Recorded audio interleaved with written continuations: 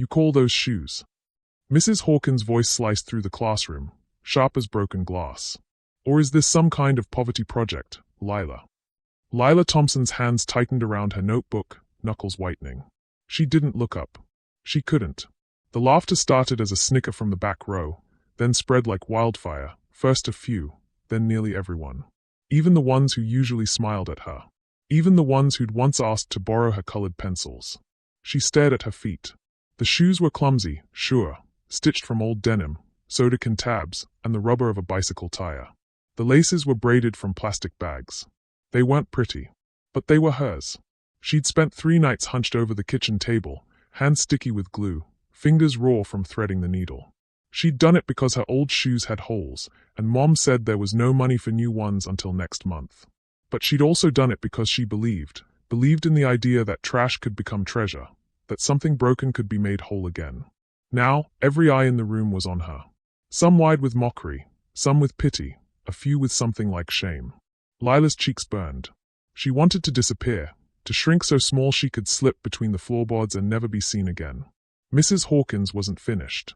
Class, let's all give Lila a round of applause for her creativity. The sarcasm dripped from her words, pooling on the linoleum. The clapping was slow, mocking, a cruel echo in the too-bright room. Lila's throat ached. She pressed her lips together, refusing to let the tears fall. Not here. Not in front of them. A voice in her head whispered, "Don't cry. Don't give them that." But the humiliation was a living thing, crawling up her spine, making her want to run. She thought of her mother, working double shifts at the diner, always tired, always smiling anyway. She thought of the promise she'd made, "I'll make you proud, Mom. I'll show them." A sudden knock at the door. Sharp, urgent.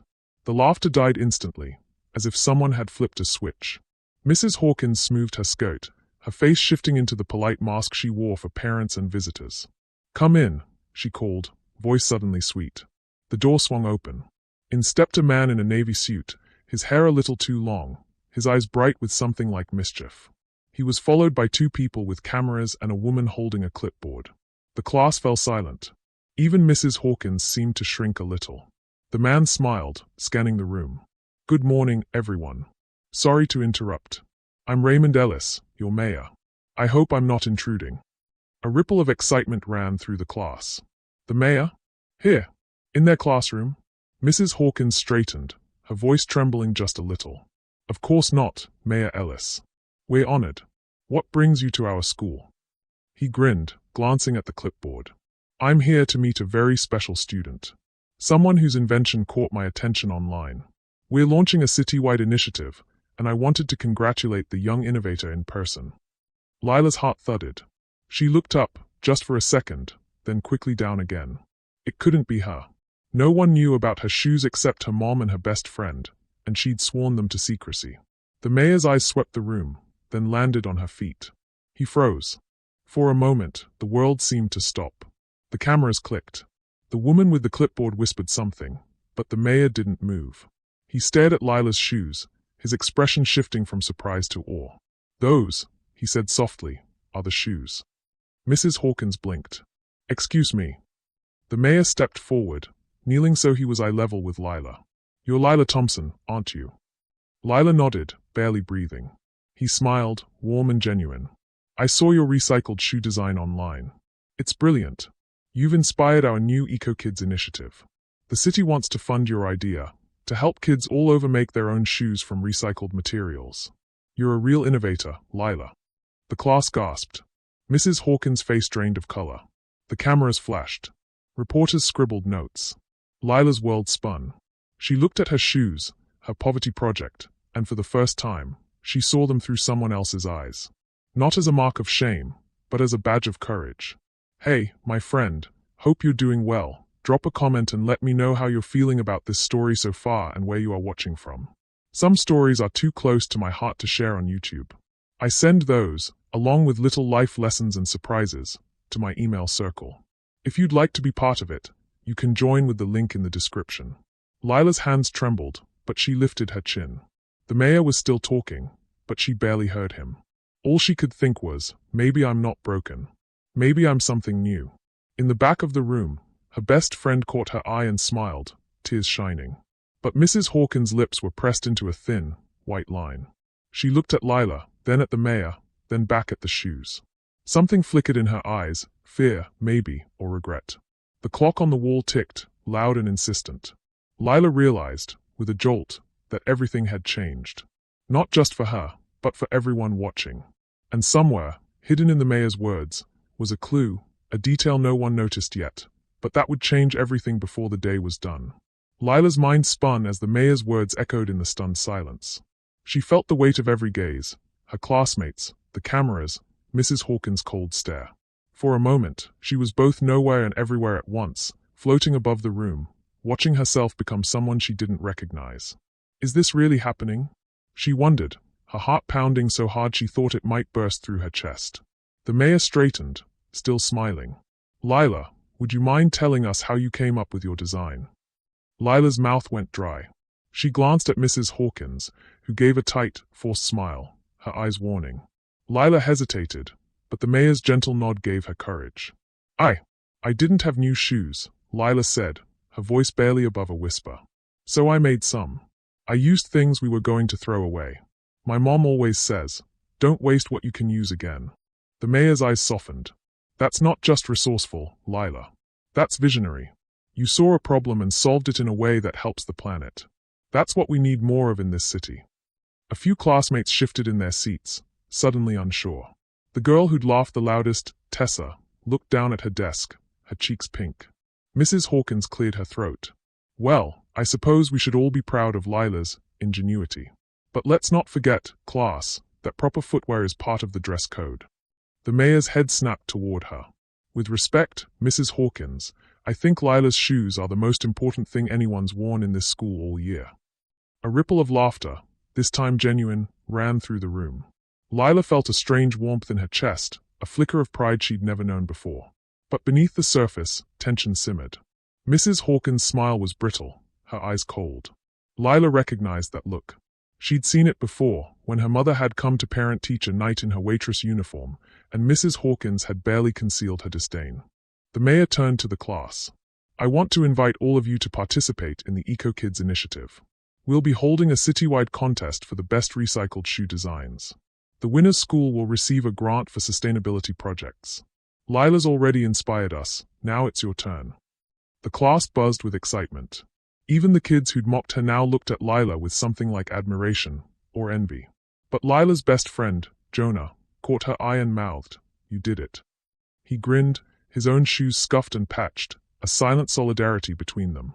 As the mayor and his entourage left, promising to return for a special assembly, Mrs. Hawkins closed the door and turned to the class, her face tight. Back to work, she snapped. Open your math books. Lila, see me after class. Lila's stomach dropped. She knew that tone. She'd heard it before, when she'd forgotten her homework, or when her lunch had been a peanut butter sandwich wrapped in wax paper instead of a store-bought meal. The rest of the day passed in a blur. Whispers followed her in the hallways. Some kids smiled at her, others glared. Tessa and her friends huddled in the corner, shooting her looks that were half awe, half resentment. At lunch, Jonah slid into the seat beside her. You okay? Lila nodded, but her hands shook. I don't know what's happening. One minute I'm a joke, the next. You're a hero, Jonah said, grinning. You always were. They just didn't see it. Lila smiled, but doubt gnawed at her. What if it's all a mistake? What if they find out I'm not special? Jonah shook his head. You are. And you're not alone. But as the day wore on, Lila felt the weight of expectation settle on her shoulders. The mayor's words had changed everything, but they'd also painted a target on her back. After the final bell, Lila lingered at her desk as the room emptied. Mrs. Hawkins sat at her desk, shuffling papers, her lips pressed into a thin line. Lila, she said, not looking up. Come here. Lila approached, her heart pounding. Mrs. Hawkins finally met her eyes. You embarrassed me today. Lila blinked. I didn't mean to. Mrs. Hawkins cut her off. You made a spectacle of yourself. Of this class. Do you think you're better than everyone else because the mayor noticed you? Lila shook her head, tears stinging her eyes. No, Good. Because you're not. You're just a little girl with homemade shoes. Don't let this go to your head. Lila swallowed hard, fighting the urge to cry. I just wanted to help. Mrs. Hawkins' voice softened, but only slightly. If you want to help, keep your head down and do your work.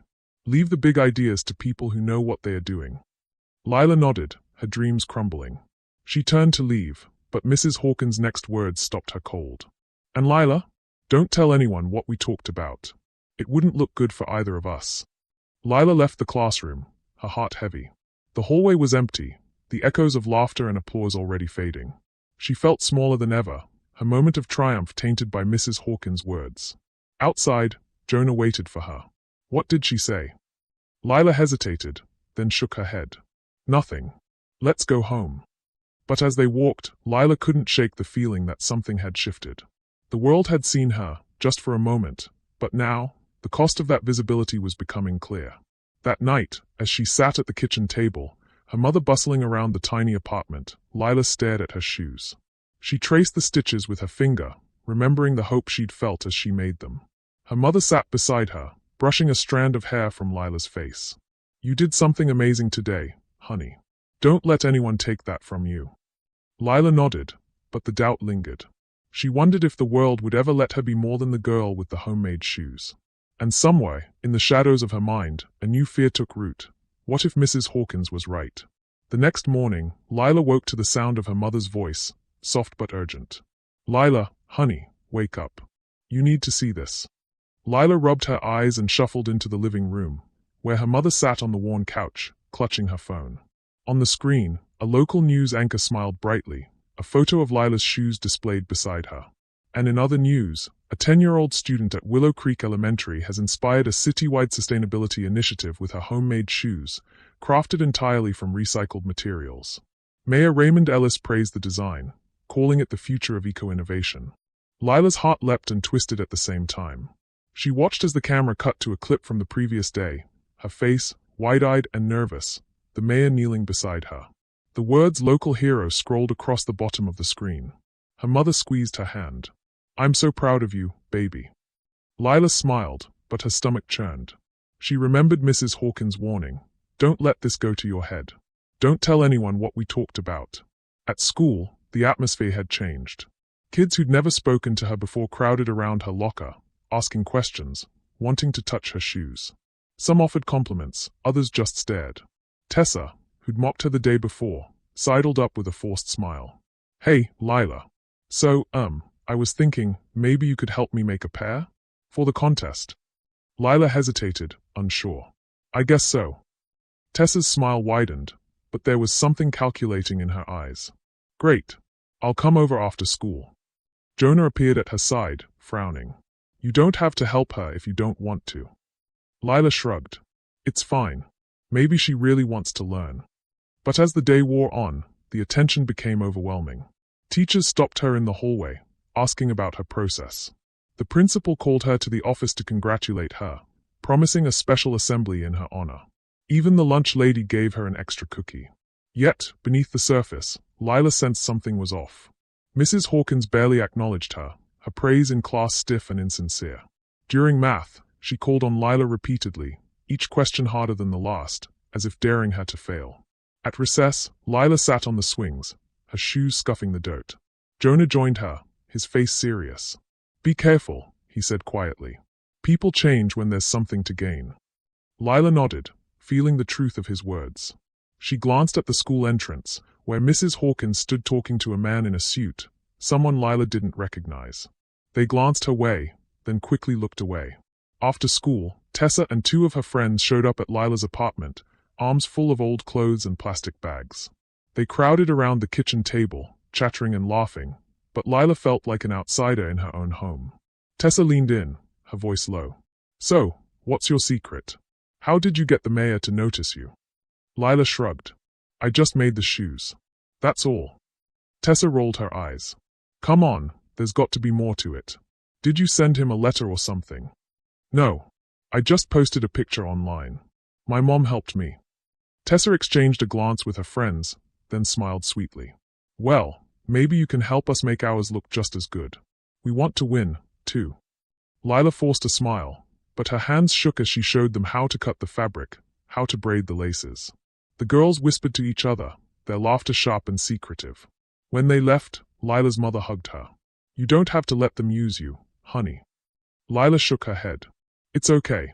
Maybe if they see how hard it is, they'll understand. But that night, as she scrolled through her messages, she saw a new post on the school's social media page. Tessa had uploaded a photo of her own recycled shoes, nearly identical to Lila's, right down to the soda can tabs and braided laces. The caption read, "Can't wait to win the EcoKids contest. Thanks for the inspiration, Lila." Lila's chest tightened. She felt betrayed, but she didn't know how to say it. She wanted to believe Tessa had just been inspired, but the nagging doubt wouldn't leave her. The next day, the mayor returned to the school for the promised assembly. The gym was packed, students and teachers buzzing with excitement. Reporters lined the walls, cameras ready. Mayor Ellis took the stage, his voice booming. Today, we celebrate innovation, courage, and the power of young minds to change the world. Lila Thompson, please join me. Lila walked to the front, her legs trembling. The applause was thunderous, but she felt exposed, vulnerable. The mayor handed her a certificate, his smile genuine. You've inspired us all, Lila. The city is proud to support your vision. As the crowd cheered, Mrs. Hawkins stood at the edge of the stage, her face unreadable. But as the mayor spoke about the EcoKids contest, he announced something that made Lila's blood run cold. We've received dozens of entries already, including some remarkable designs from Lila's classmates. The competition will be fierce. Lila glanced at Tessa, who grinned smugly, her own shoes on display. The realization hit Lila like a punch. Her idea was no longer hers alone. The thing she'd created out of necessity, out of hope, was now a prize to be won, a commodity to be copied. And as the assembly ended, Mrs. Hawkins approached the mayor, her voice low but urgent. Lila caught only a few words: originality, rules, fairness. But the look in Mrs. Hawkins' eyes was unmistakable. Lila's triumph had become a battlefield. The stakes were no longer just about shoes. They were about who got to claim the future. And for the first time, Lila wondered if she was truly ready for the fight ahead. The days after the assembly blurred into a strange new reality for Lila. She was no longer invisible, but the attention felt like a spotlight that burned instead of warmed. Every hallway conversation seemed to hush when she passed. Every teacher's glance lingered a little too long. Even at home, the phone rang with calls from local reporters, and her mother's smile grew tighter with each one. The EcoKids contest had become the talk of the school. Posters went up in every hallway, and the principal announced daily countdowns over the intercom. Only 10 days left to submit your recycled shoe designs. Remember, creativity and originality will be rewarded. Lila felt the pressure mounting with every tick of the clock. She wanted to be proud, but instead, she felt trapped, like she was running a race she'd never signed up for. At lunch, Jonah slid into the seat across from her, his tray clattering. You look like you haven't slept in a week. Lila managed a weak smile. I haven't. Every time I close my eyes, I see shoes. Hundreds of them. All made from the same things I used. Jonah frowned. You started something big, Lila. That's good, right? She hesitated. I thought it would feel good. But now, I don't know. Tessa and her friends are acting like they invented the whole thing. And Mrs. Hawkins keeps hinting that I might have broken some rule by helping them. Jonah's eyes narrowed. She's just jealous. You know that, right? Lila shrugged, but the doubt gnawed at her. What if she's right? What if I did something wrong? Jonah reached across the table, squeezing her hand. You did something amazing. Don't let them twist it. But the pressure only grew. That afternoon, Mrs. Hawkins announced a special workshop for the contest participants.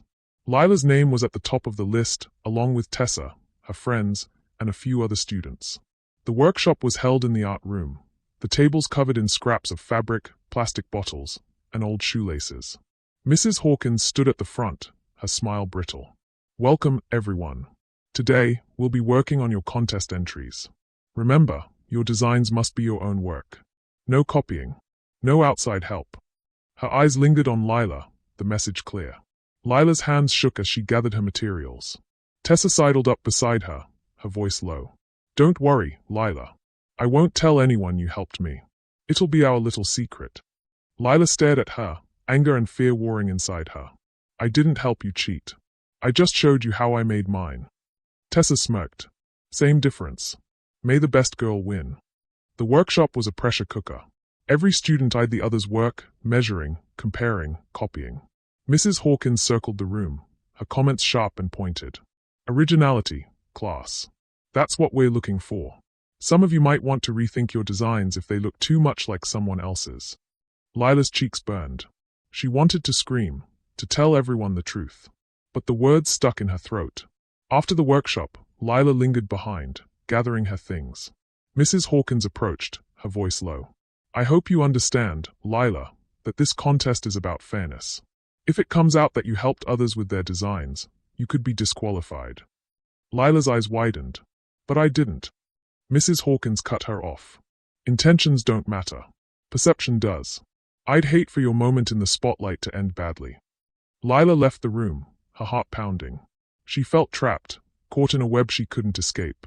That night, she sat at the kitchen table, her shoes in front of her. Her mother watched her, worry etched in every line of her face. Talk to me, Lila. Lila shook her head. I don't know what to do. If I say something, I'll look like a sore loser. If I don't, Tessa might win with my design. And Mrs. Hawkins, she's just waiting for me to mess up. Her mother pulled her close. You did nothing wrong. You shared your gift. That's what matters. The rest will work itself out. But Lila wasn't so sure. The next day, the pressure reached a breaking point. The principal announced that the mayor would be returning for the final judging, and that the winning design would be featured in a citywide campaign. The stakes had never been higher. Rumors swirled through the school. Some said Tessa had bribed a teacher. Others whispered that Lila was going to be disqualified. The tension was suffocating. Jonah found Lila in the library, hunched over a notebook filled with sketches. You need to get out of here, he said quietly. Let's go for a walk. They slipped out the back door, the autumn air crisp and cool. They walked in silence for a while, the leaves crunching under their feet. Finally, Jonah spoke. You know, when I first met you, you were the only kid who didn't care that my shoes were hand-me-downs. You just asked if they were comfortable.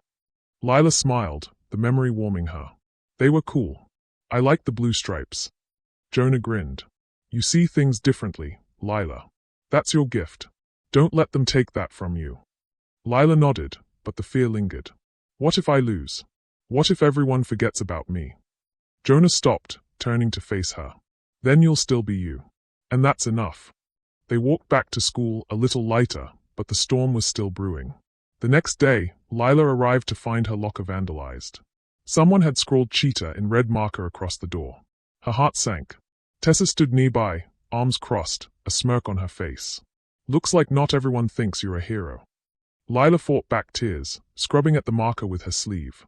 Jonah appeared, his face thunderous. Ignore them. They are just scared. But the damage was done. The whispers grew louder. Even some teachers looked at her differently. That afternoon, Mrs. Hawkins called Lila to her desk. I'm sorry about your locker, Lila. But you have to understand, when you put yourself out there, people will try to tear you down. It's part of life. Lila stared at her, anger boiling inside her. Did you do this? Mrs. Hawkins' eyes widened, feigning innocence. Of course not. But maybe you should think about whether all this attention is worth it. Lila left the classroom, her fists clenched. She felt more alone than ever. That night, she sat at her window, staring at the city lights. She thought about giving up, about letting Tessa win, about disappearing back into the shadows. But then she remembered her mother's words, Jonah's friendship, the pride she'd felt when the mayor praised her. She remembered the hope she'd felt as she stitched her shoes together, believing that something broken could be made whole. She wiped her tears, determination hardening inside her. The contest was in 3 days. She would finish what she started. But as she drifted off to sleep, she had no idea that the real betrayal was yet to come. The morning of the contest dawned gray and cold, the sky heavy with clouds. Lila barely slept. She lay in bed, staring at the ceiling, replaying every moment of the last week. Mrs. Hawkins' warnings, Tessa's smirk, the word cheetah scrawled across her locker. She felt hollowed out, as if the world had scraped away everything inside her except fear. Her mother made her favorite breakfast, pancakes with chocolate chips, but Lila could barely eat. She forced a smile for her mother's sake, but her hands shook as she laced up her homemade shoes. You don't have to go, her mother said gently, brushing a strand of hair from Lila's face. If it's too much. Lila shook her head. I have to. I can't let them win. Her mother hugged her tight. I'm proud of you, no matter what happens. At school, The gym buzzed with excitement. Tables lined the walls, each one displaying a pair of recycled shoes. Some were clever, some clumsy, but many looked eerily similar to Lila's design: denim, soda can tabs, braided plastic laces. She felt a pang of betrayal, but also a strange sense of pride. Her idea had spread, even if no one wanted to admit it. Jonah found her near the entrance, his face pale. "You ready?" Lila nodded, though she didn't feel ready at all. The mayor arrived, flanked by reporters and city officials. He shook hands, posed for photos, and made his way to the judge's table. Mrs. Hawkins hovered nearby, her smile brittle. The principal took the microphone. "Welcome, everyone, to the first annual EcoKids Recycled Shoe Contest. We're honored to have Mayor Ellis with us today. Let's give him a warm welcome." The applause was thunderous. Lila's heart pounded in her chest. The judges made their rounds, examining each entry, asking questions. When they reached Lila's table, the mayor smiled warmly. "Lila, these are even better up close. Tell us about your process." Lila swallowed hard. "I used old jeans, plastic bags, and bike tires. I wanted to make something useful out of things people throw away." The mayor nodded. "And what inspired you?" Lila hesitated, glancing at Mrs. Hawkins, who watched her with hawk-like intensity. "My mom. She always says, 'Don't waste what you can use again.' And I needed new shoes." The mayor's eyes softened. "Necessity is the mother of invention." "Thank you, Lila." The judges moved on. Lila exhaled, her hands trembling. As the judges finished, the principal announced a short break before the winners would be revealed. Lila slipped outside, needing air. Jonah followed, concern etched on his face. "You did great," he said quietly. Lila shook her head. "It doesn't matter. Half the shoes in there look just like mine. What if they think I copied them?" Jonah's jaw tightened. "You didn't. Everyone knows you didn't." Lila stared at the ground. "I'm not sure that matters anymore." A sudden commotion inside drew their attention. They hurried back in to find Mrs. Hawkins at the judge's table, speaking in hushed, urgent tones. Tessa stood nearby, her arms crossed, a smug smile on her face. The principal took the microphone, her voice tense. "We have a situation. It's been brought to our attention that several entries are very similar. We need to verify the originality of each design before announcing a winner." A murmur rippled through the crowd. Lila's stomach dropped. Mrs. Hawkins approached Lila, her voice low and cold. "I warned you, Lila. If you helped others, you could be disqualified." Lila's eyes filled with tears. "I didn't help them cheat. I just showed them what I did." Mrs. Hawkins' lips curled into a thin smile. "Intentions don't matter. Perception does." The mayor stepped in, his voice calm but firm. "Let's hear from the students. Lila, would you like to explain?" Lila's voice shook. "I made my shoes at home. Tessa and her friends came over and asked me to show them how. I didn't know they'd copy my design." Tessa stepped forward, her voice sweet and innocent. "Lila said we could use her idea. She even helped us with the laces." Lila's cheeks burned. "That's not true. I just showed you how I did it. You said you wanted to learn." Tessa shrugged. "Maybe you misunderstood." The judges conferred, their faces grave. The principal announced that the contest would be delayed until they could review all the evidence. Lila felt the world closing in. She stumbled out of the gym, tears streaming down her face. Jonah followed, but she shook him off. "I can't do this," she whispered. "I can't fight them all." She ran to the playground, collapsing on the swings. The cold metal bit into her palms. She felt utterly alone. A memory surfaced, her mother, sitting at the kitchen table, hands raw from work, smiling anyway. "You're stronger than you think, Lila. Don't let anyone tell you otherwise." But Lila didn't feel strong. She felt broken. Jonah found her, sitting beside her in silence. After a while, he spoke. "You know, when my dad left, I thought I'd never be okay again. But you were there. You made me laugh when I wanted to cry. You believed in me when I didn't believe in myself." Lila wiped her eyes. "I don't know how to fix this." Jonah squeezed her hand. "You don't have to fix it alone." For the first time, Lila let herself cry, really cry. She cried for the unfairness, for the betrayal, for the hope that had turned to ashes. When she was done, she felt empty, but also lighter. She looked at Jonah, gratitude shining through her tears. "Thank you," she whispered. He smiled. "Always." As the sun set, Lila knew she couldn't give up. She would fight, not just for herself, but for every kid who'd ever been told they weren't enough. But as she walked home, she had no idea that the worst was yet to come. Lila barely remembered the walk home. The world felt muffled, as if she were underwater. She replayed the scene in the gym over and over: Tessa's false innocence, Mrs. Hawkins' cold smile, the mayor's disappointed eyes.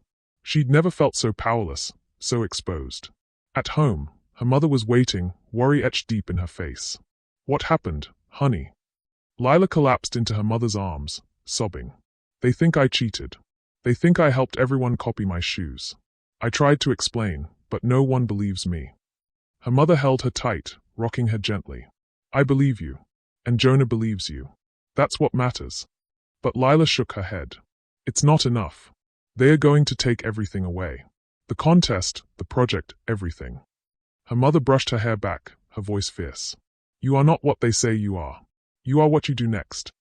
But Lila didn't know what to do next. She felt trapped, every path blocked.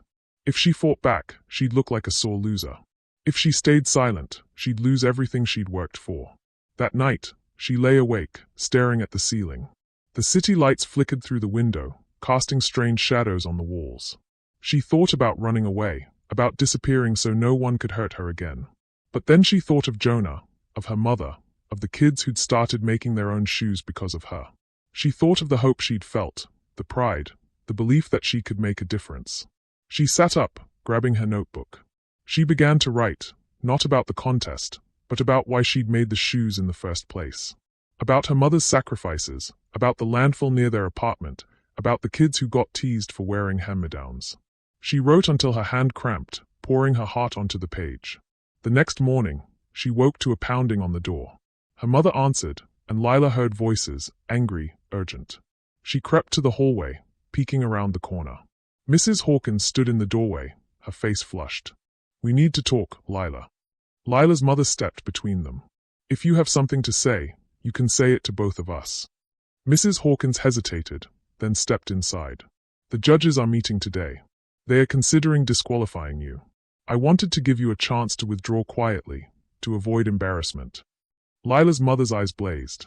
"You want her to give up so you don't have to admit you were wrong." Mrs. Hawkins' lips thinned. "This isn't about me. It's about the integrity of the contest." Lila stepped forward, her voice trembling but clear. "I'm not withdrawing. I didn't cheat. I won't let you take this from me." Mrs. Hawkins stared at her, something like respect flickering in her eyes. "Very well. But don't say I didn't warn you." She left, slamming the door behind her. Lila's mother hugged her. "I'm so proud of you." But Lila felt no pride, only fear. At school, the atmosphere was toxic. Some kids avoided her, others whispered behind her back. Tessa strutted through the halls, her friends trailing behind, basking in the attention. Jonah found Lila at her locker, his face grim. "They are saying you're going to be expelled." Lila's heart lurched. "For what?" He shook his head. "I don't know. But Mrs. Hawkins has been talking to the principal. She wants to make an example out of you." Lila felt the walls closing in. She wanted to scream, to run, to disappear. But then she remembered her notebook, the words she'd written in the dark. She pulled it from her backpack, clutching it like a lifeline. At lunch, she sat alone, reading her words over and over. They gave her strength, a reminder of who she was and why she'd started. That afternoon, the principal called her to the office. The mayor was there, along with Mrs. Hawkins and the judges. The principal's voice was gentle but firm. "Lila, we've reviewed the evidence. There are too many similarities between your design and the others. We have to disqualify you." Lila's world tilted. She gripped her notebook, fighting back tears. "Please, let me explain." The mayor nodded. "Go ahead, Lila." She took a deep breath, her voice shaking. "I made my shoes because I needed them. Because my mom couldn't afford new ones. I used what we had, old jeans, plastic bags, bike tires. I never meant for anyone to copy me. I just wanted to help." She opened her notebook, reading the words she'd written. Her voice grew stronger with each sentence. "I wanted to show that you don't have to be rich to make something beautiful. That trash can become treasure. That we can help the planet and each other. I never wanted to hurt anyone. I just wanted to make a difference." The room was silent. The mayor's eyes glistened. Mrs. Hawkins broke the silence, her voice cold. "Intentions don't change the facts. The rules are clear. The principal nodded. I'm sorry, Lila. The decision stands. Lila stood, her legs shaking. Thank you for listening. She left the office, her heart shattered. Jonah was waiting in the hallway. She shook her head, tears streaming down her face. I'm out.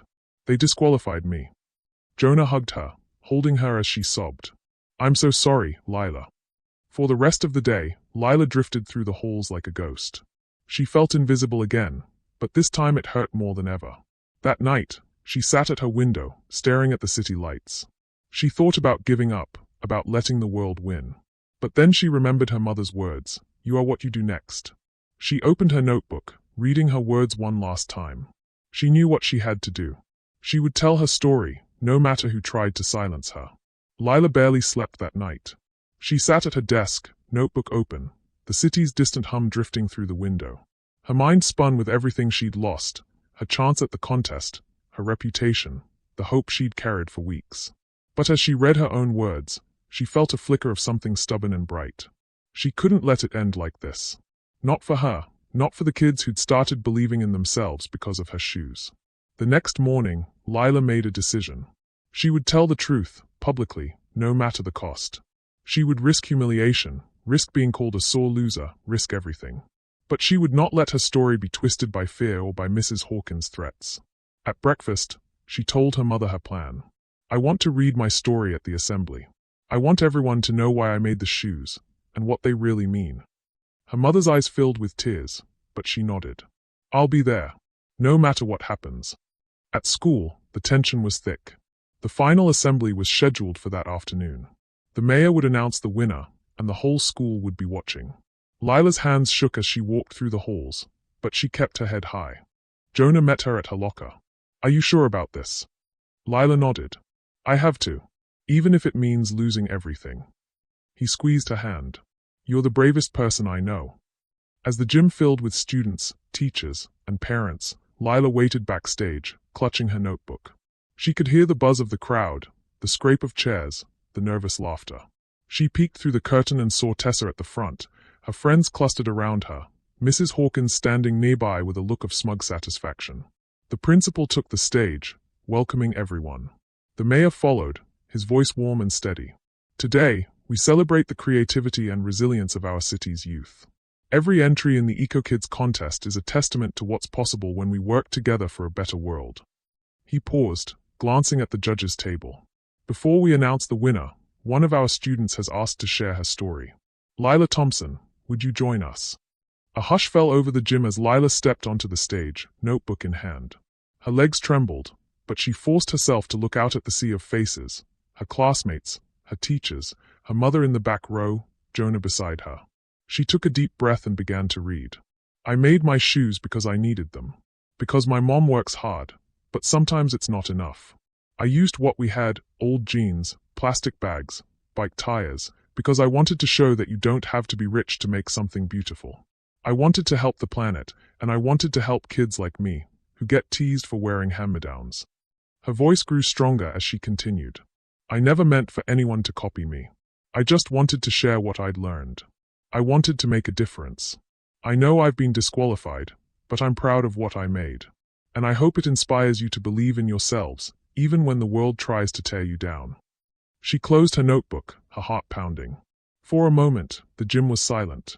Then, slowly, applause began, soft at first, then swelling until the whole room was on its feet. Lila blinked back tears, overwhelmed.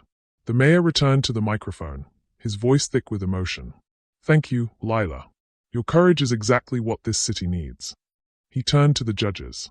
Before we announce the winner, I want to address something important. Innovation isn't just about being first. It's about lifting each other up, about sharing ideas and making the world better together. Lila's story reminds us that the real prize isn't a trophy, it's the impact we have on each other. Mrs. Hawkins stepped forward, her face pale. But the rules. The mayor cut her off gently. Sometimes, the rules need to change. He looked at the judges, who nodded in agreement. The principal took the microphone. We've decided to recognize not just one winner, but everyone who participated. Each of you will receive a grant to continue your projects, and Lila's design will be featured in the city's EcoKids campaign. The gym erupted in cheers. Tessa's face fell, her friends whispering behind her. Mrs. Hawkins looked as if she might faint. Lila stood frozen, hardly able to believe what she was hearing. Jonah rushed onto the stage, hugging her tight. "You did it," he whispered. "You changed everything." Lila smiled through her tears, feeling lighter than she had in weeks. She'd lost the contest, but she'd won something far more important: her voice, her dignity, and the knowledge that she could make a difference. As the assembly ended, the mayor approached her, his eyes kind. "You're a leader, Lila. Don't ever forget that." She nodded, her heart full. But as she left the stage, she knew this was only the beginning. There would be more battles, more doubts, more moments when she'd have to choose between what was easy and what was right. But for now, she was enough. The gym was still buzzing as the crowd began to disperse, but Lila stood rooted to the stage, her notebook pressed to her chest. She felt the aftershocks of what had just happened, her words, her truth, echoing in the minds of everyone who'd heard them. For the first time, she felt seen not as a problem to be solved, but as a person with something to offer. The mayor lingered near the stage, talking quietly with the principal and the judges. Lila watched as Mrs. Hawkins tried to interject, her voice sharp and desperate, but the mayor shook his head, his expression resolute. The principal's face was unreadable, but she nodded along with the mayor's words. Jonah found Lila in the wings, his eyes shining. "You were amazing," he said, voice trembling with pride. "I've never seen anyone do what you just did." Lila smiled, her own tears threatening to spill again. "I was so scared, Jonah. I thought I'd mess up, or that no one would care." He shook his head. "You changed everything." Even Tessa looked like she was thinking for once. They both laughed, the tension finally breaking. Lila felt a warmth in her chest, a sense of belonging she'd never known before. As the last of the students filed out, the mayor approached Lila, his gaze gentle but serious. "Lila, can I speak with you for a moment? And Jonah, you too." They followed him to a quiet corner of the gym, away from the lingering parents and teachers. The mayor knelt so he was eye level with Lila, his tone confidential. "I want you to know how much your story means to this city. Not just because of the shoes, but because you stood up for yourself and for what's right. That's the kind of leadership we need." Lila blushed, unsure what to say. The mayor continued, "We're going to launch the EcoKids campaign with your design at the center. But I want you to help us lead it. Not just as a symbol, but as a real voice. Would you be willing to work with us, visit other schools, talk to kids, help us make this bigger than just one contest?" Lila's eyes widened. "Me? But I'm just..." He smiled. "You're exactly who we need. Someone who knows what it's like to struggle, to be overlooked, to fight for something better. Will you do it?" Jonah squeezed her hand, nodding encouragement. Lila took a deep breath. "Yes, I'd love to." The mayor grinned. "Good. We'll be in touch soon." As he walked away, Lila felt a surge of hope. For the first time, she saw a future that was bigger than her fears. But the day wasn't over. As she gathered her things, Mrs. Hawkins approached, her face pale and drawn. "Lila," she said quietly, "I owe you an apology." Lila blinked, unsure she'd heard correctly. Mrs. Hawkins' voice trembled. "I was wrong. I let my own pride get in the way. I should have supported you, not tried to tear you down. I'm sorry." Lila stared at her, searching for any sign of insincerity. But Mrs. Hawkins' eyes were wet, her hands shaking. "I forgive you," Lila said softly. "But you have to do better. For the next kid who needs you." Mrs. Hawkins nodded, tears slipping down her cheeks. "I will. I promise." As Lila left the gym, she felt lighter, as if a weight had been lifted from her shoulders. She found her mother waiting outside, arms open wide. "You were incredible," her mother whispered, hugging her tight. "I've never been prouder." Lila smiled, her heart full. "I couldn't have done it without you." They walked home together, the autumn air crisp and clean. Lila looked up at the sky, the clouds parting to reveal a sliver of blue. She felt the world opening up, possibilities stretching out before her. The next week was a whirlwind. The mayor's office called, inviting Lila to City Hall to help plan the EcoKids campaign. She met with designers, engineers, and other students, sharing her ideas and listening to theirs. For the first time, she felt like her voice mattered. Jonah was by her side every step of the way. Their friendship deepened, forged in the fires of adversity. They laughed about the chaos of the contest, dreamed about what they could do next. Lila even found herself helping Tessa, who approached her one afternoon, eyes downcast. I'm sorry, Tessa mumbled. I shouldn't have lied. I wanted to win so badly. I didn't think about how it would hurt you. Lila hesitated, then nodded. It hurt. But I get it. Sometimes it feels like you have to fight for every scrap of attention. Tessa looked up, surprised. Yeah, that's exactly it. Lila smiled. Maybe next time, we can work together. For real. Tessa grinned, relief flooding her face. I'd like that. The Eco Kids campaign launched with a citywide event. Lila stood on stage beside the mayor, Jonah, and a group of students from across the city. Reporters snapped photos, and the crowd cheered as Lila spoke about her journey. I started with nothing but scraps and hope, she said, her voice clear and strong. But I learned that when we share our ideas and help each other, we can build something amazing. No one should be ashamed of where they come from, or what they have. We all have something to give. The crowd erupted in applause. Lila looked out at the sea of faces, her mother, Jonah, Tessa, even Mrs. Hawkins, and felt a sense of peace she'd never known. As the event ended, the mayor pulled Lila aside. You've changed this city, Lila. Don't ever let anyone tell you otherwise. Lila smiled, her heart soaring. She knew there would be more challenges ahead, more moments of doubt and fear. But she also knew she was strong enough to face them. That night, as she lay in bed, Lila thought about everything she'd been through. The humiliation, the betrayal, the heartbreak. She thought about the friends she'd made, the lives she'd touched, the hope she'd inspired. She realized that her victory wasn't just about winning a contest or proving Mrs. Hawkins wrong. It was about becoming someone she could be proud of, someone who stood up, spoke out, and made a difference. And as she drifted off to sleep, she knew that whatever came next, she was ready. The weeks after the Eco Kids campaign launch felt like a new beginning for Lila. The city buzzed with excitement as kids from every neighborhood started making their own recycled shoes, sharing photos and stories online.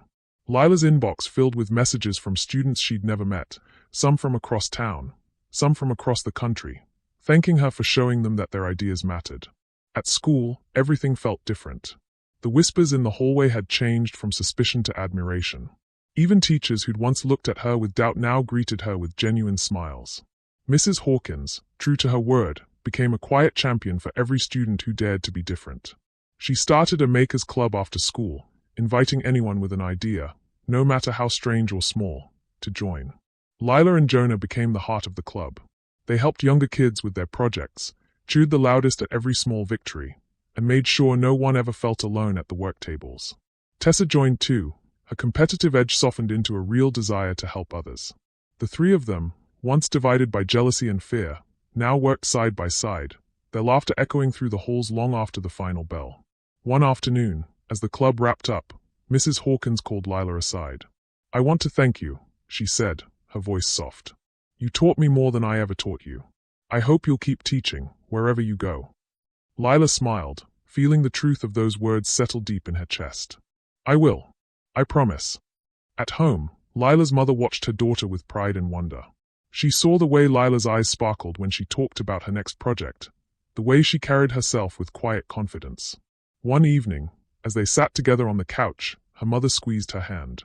You changed things, Lila. Not just for yourself, but for all of us.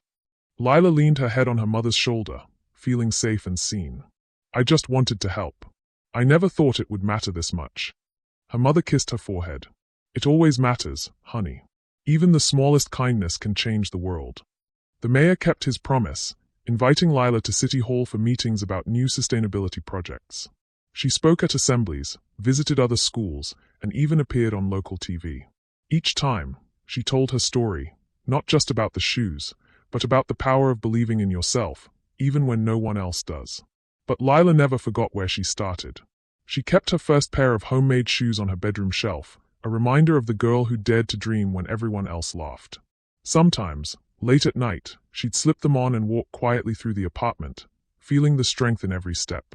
One chilly Saturday morning, Lila and Jonah stood at the edge of the city park, watching dozens of kids race across the grass in their own recycled shoes. The mayor gave a short speech, then handed the microphone to Lila. She looked out at the crowd, kids of every size and color, parents cheering, teachers clapping, her mother waving from the front row. She took a deep breath, her voice steady and clear. I used to think I was just the girl with the weird shoes. But now I know that every one of us has something special to give. Don't let anyone tell you you're not enough. Don't let anyone make you feel small. If you have an idea, share it. If you see someone struggling, help them. That's how we change the world, one step at a time. The applause was thunderous, but Lila didn't need it. She felt the truth of her words in her bones. As the event ended, Jonah nudged her. "What's next, Lila?" She grinned, her eyes shining with possibility. "I don't know. But I'm not afraid anymore." He smiled back. "Me neither." They walked home together, the city alive with hope and laughter. Lila knew there would be more challenges ahead, more moments of doubt and fear. But she also knew she was ready for whatever came next. That night, as she drifted off to sleep, Lila dreamed of a world where every kid's voice was heard, where every idea mattered, where kindness was stronger than cruelty. She knew it wouldn't be easy, but she also knew she'd never walk alone again. And somewhere, in a classroom not so far away, another kid laced up a pair of homemade shoes, ready to take their first brave step. What did this story teach you about courage, kindness, and standing up for what's right? Drop your thoughts in the comments and subscribe for more stories that will change how you see the world.